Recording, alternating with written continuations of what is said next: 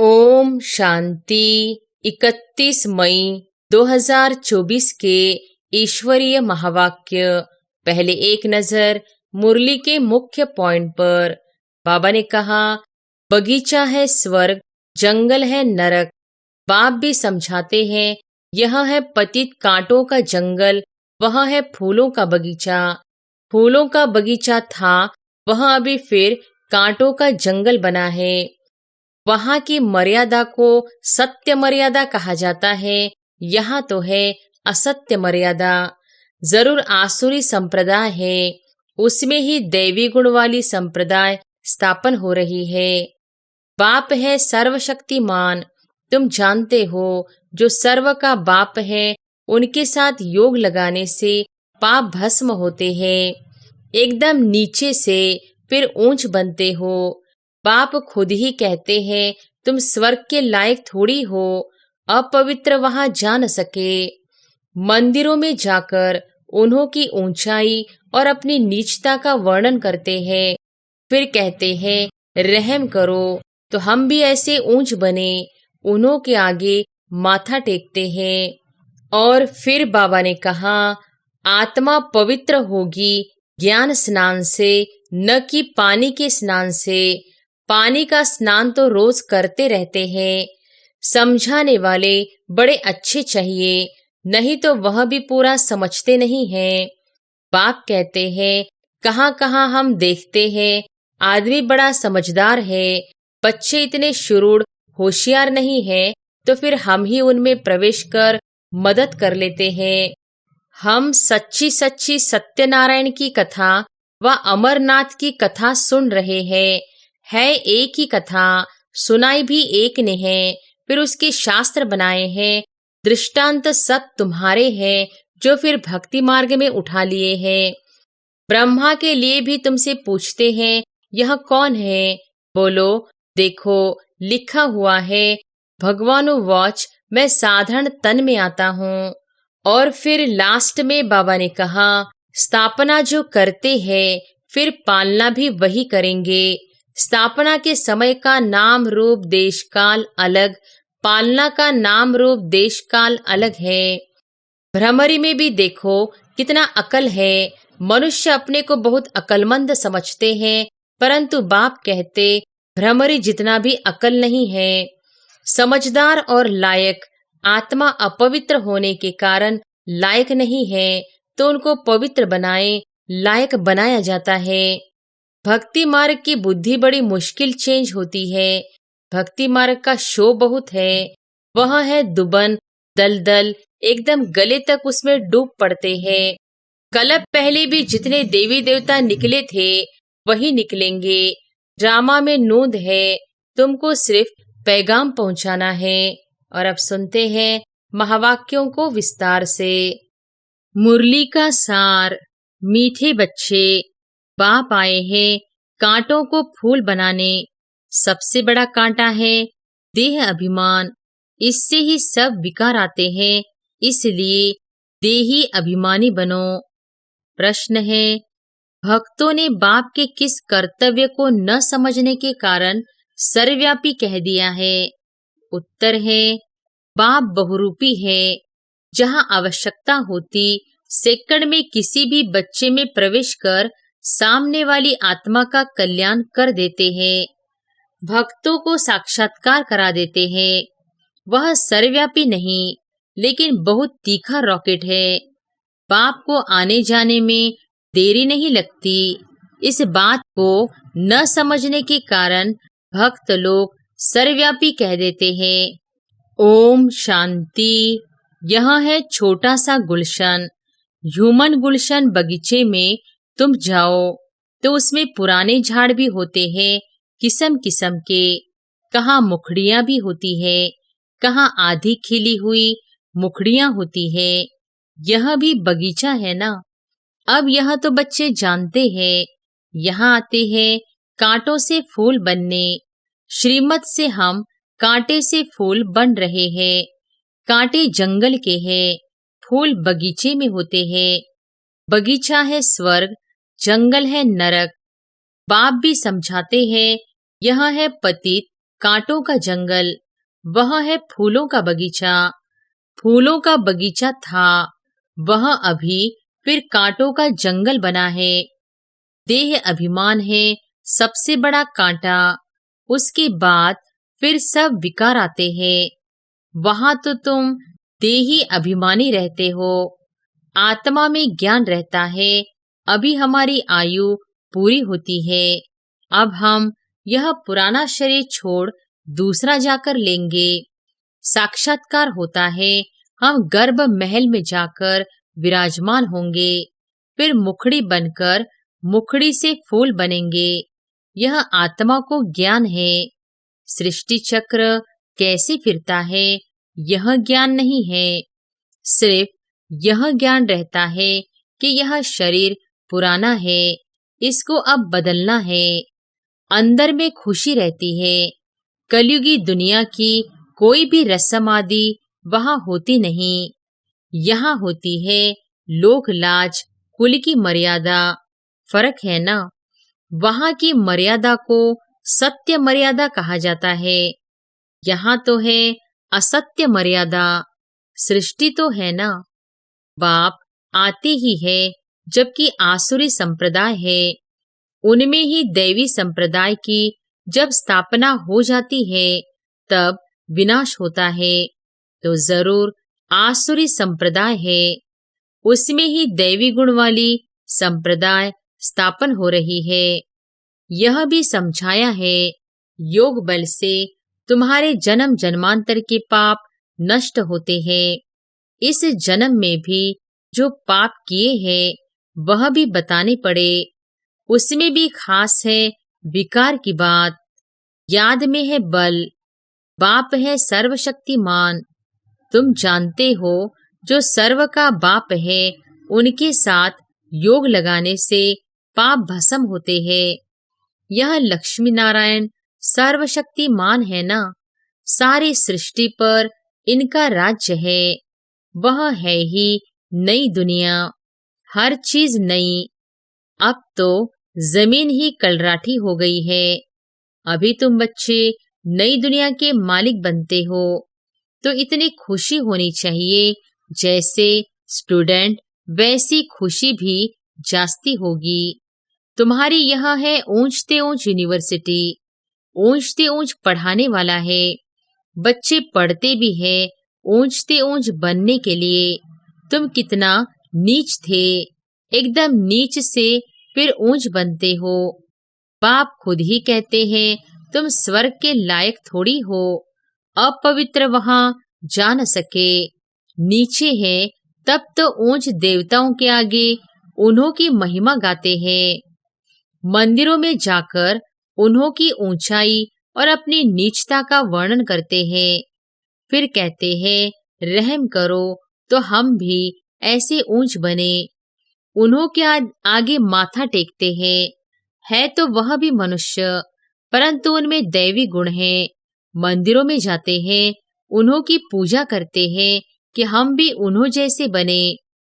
यह कोई को पता नहीं है कि उन्हों को ऐसा किसने बनाया। तुम बच्चों की बुद्धि में सारा ड्रामा बैठा हुआ है, कैसे इस दैवी झाड़ का सैपलिंग लगता है। बाप आते भी है संगम युग पर। यह पतित दुनिया है, इसलिए बाप को बुलाते हैं, हमको आकर पतित से पावन बनाओ। अभी तुम पावन होने के लिए पुरुषार्थ करते हो, बाकी सब हिसाब किताब चुकतू कर चले जाएंगे शांति धाम। मन मनाभव का मंत्र है मुख्य, जो तुमको बाप देते हैं। गुरु लोग तो ढेर के ढेर है, कितने मंत्र देते हैं। बाप का है ही एक मंत्र। बाप ने भारत में आकर मंत्र दिया था, जिससे तुम देवी देवता बने थे। भगवानुवाच है ना, वो लोग भला श्लोक आदि कहते हैं, परंतु अर्थ कुछ भी नहीं समझते। तुम अर्थ समझा सकते हो। कुंभ के मेले में जाते हैं, वहां भी तुम सबको समझा सकते हो। यह है पतित दुनिया नरक। सतयुग पावन दुनिया थी, जिसको ही स्वर्ग कहा जाता है। पतित दुनिया में कोई पावन हो न सके। मनुष्य गंगा स्नान कर पावन होने के लिए जाते हैं, क्योंकि समझते हैं शरीर को ही पावन बनाना है। आत्मा तो सदैव पावन है ही। आत्मा सो परमात्मा कह देते हैं। तुम लिख भी सकते हो, आत्मा पवित्र होगी ज्ञान स्नान से, न कि पानी के स्नान से। पानी का स्नान तो रोज करते रहते हैं। जो भी नदियां हैं उनमें रोज स्नान करते रहते हैं। पानी भी वही पीते हैं। अब पानी से ही सब कुछ किया जाता है। बातें कितनी सहज है, परंतु किसकी भी बुद्धि में आती नहीं है। पूरा ज्ञान से ही सद्गति होती है सेकंड में। फिर कहते हैं ज्ञान इतना अथाह है, जो सारा समुद्र स्याही बनाओ, जंगल को कलम बनाओ, धरती को कागज बनाओ, तो भी अंत नहीं हो सकता। बाप भिन्न भिन्न पॉइंट्स तो रोज समझाते रहते हैं। बाप कहते हैं आज तुमको बहुत गुह्य बातें सुनाता हूँ। बच्चे कहते हैं पहले क्यों नहीं सुनाया? अरे पहले कैसे सुनाएंगे? कहानी शुरू से लेकर नंबरवार सुनाएंगे ना। पिछाड़ी का पाठ पहले कैसे सुना सकेंगे? यह भी बाप सुनाते रहते हैं। यह सृष्टि चक्र के आदि मध्य अंत का राज तुम जानते हो। तुमसे कोई भी पूछे तो तुम झट रिस्पॉन्स कर सकते हो। तुम्हारे में भी नंबरवार है, जिनकी बुद्धि में बैठा हुआ है। तुम्हारे पास आते हैं, रिस्पॉन्स नहीं मिलता है तो बाहर जाकर कहते हैं यहाँ तो पूरी समझाने नहीं मिलती है, फालतू चित्र रखे हैं। इसलिए उन्हें समझाने वाले बड़े अच्छे चाहिए, नहीं तो वह भी पूरा समझते नहीं हैं। समझाने वाले भी पूरा नहीं तो जैसे को तैसा मिला।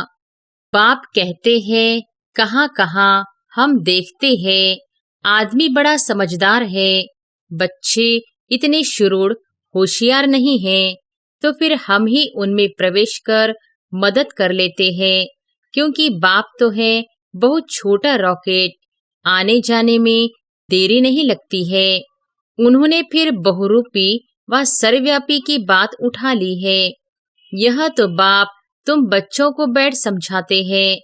कोई कोई आदमी अच्छे होते हैं तो उन्हों को समझाने वाले भी ऐसे चाहिए।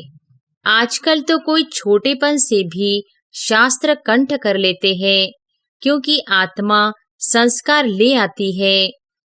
कहाँ भी जन्म ले, फिर वहाँ वेद शास्त्र आदि पढ़ने लग पड़ेंगे। अंत मति सो गति होती है ना, आत्मा संस्कार ले जाती है ना। अभी तुम बच्चे समझते हो आखिर वह दिन आया आज, जो स्वर्ग के द्वार सच सच खुलते हैं। नई दुनिया की स्थापना, पुरानी दुनिया का विनाश होना है। मनुष्यों को तो यह भी पता नहीं कि स्वर्ग नई दुनिया में होता है। तुम बच्चे ही जानते हो।